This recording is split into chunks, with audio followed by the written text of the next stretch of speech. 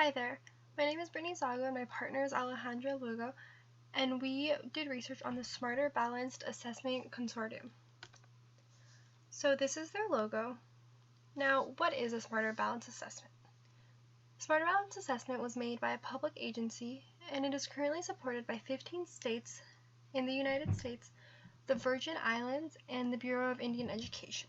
It is an online assessment system that is aligned to the Common Core state standards and is used as a tool for educators to improve their teaching and learning, replacing the STAR testing that most students used to take. It is the most current form of education assessment and is a work in progress. It's currently housed at UCLA's Graduate School of Education and Information Studies. A little bit of history. It's the result of state education agency staff, teachers, higher education faculty, and other educators working together to create the best of the best assessment system. The ultimate goal was to increase the number of students who are prepared for college and careers. It began by recognizing that most assessment systems were disjointed, outdated, and did not offer a cohesive set of tools to help educators improve teaching and learning. So, in 2010, 30 states came together and submitted a grant application to create a system that would redefine assessments to feature the following characteristics. They wanted to make sure that they were able to conduct them online and customize them for each student. They wanted to make sure that they were composed of test questions that measured essential skills such as critical thinking, writing, and problem solving. They wanted them to provide the widest array of features ever assembled to ensure testing is fair for all students, and to support teachers in professional development and in-class assessment tools.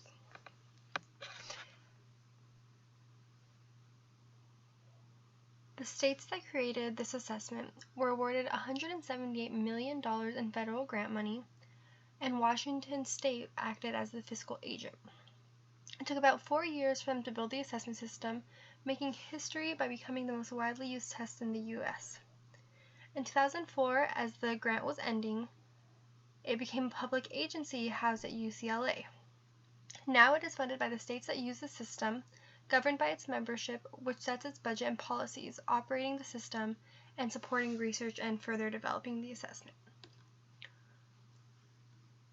Essentially, what this assessment does is work towards meeting the Common Core state standards and assessing if they are being met by the current educators. So here we can see who in the United States uses the system.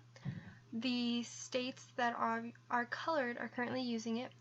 So essentially this affects educators in any of the states that are opting to use this assessment. This is a statement from their website. It says that our work is guided by the belief that a high-quality assessment system can provide information and tools for teachers and schools to improve instruction and help students succeed, regardless of disability, language, or subgroup. We involve experienced educators, researchers, state and local policymakers, and community groups working together in a transparent and consensus-driven process.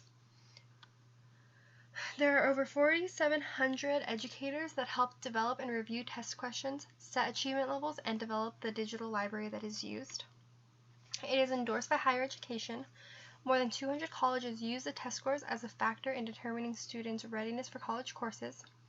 The online format with extended research, writing, and problem-solving tasks help measure critical thinking and problem-solving skills that the students would need in order to succeed in the future. It is designed for all students.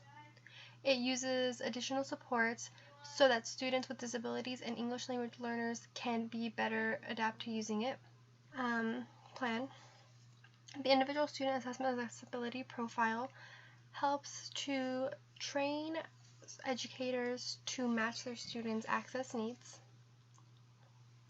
Types of questions that include selected response questions, where students are prompted to select one or more responses for a set of options, and non-traditional response questions, which take advantage of computer-based administration and help assess a deeper understanding of cognitive skills that would otherwise be possible with traditional item types.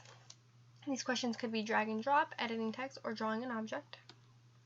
Then there are constructed response questions, which students produce a text or numerical response in order to collect evidence about their knowledge. And then there are performance tasks, which measure a student's ability to demonstrate critical thinking and problem-solving skills. The assessment is useful for all K-12 teachers. It informs instruction and identifies where students need more support. The digital library of tools are available for teachers to use year-round to help meet their students' needs. Some last things to consider. This is a relatively new assessment that is still being edited and fixed to meet the needs of all students. It is not perfect yet, but in the future it will be improved. It is taken on a computer, which some students might not be familiar with or have access to. So that is something else that needs to be considered. We also have to know that students can customize the test to fit their needs.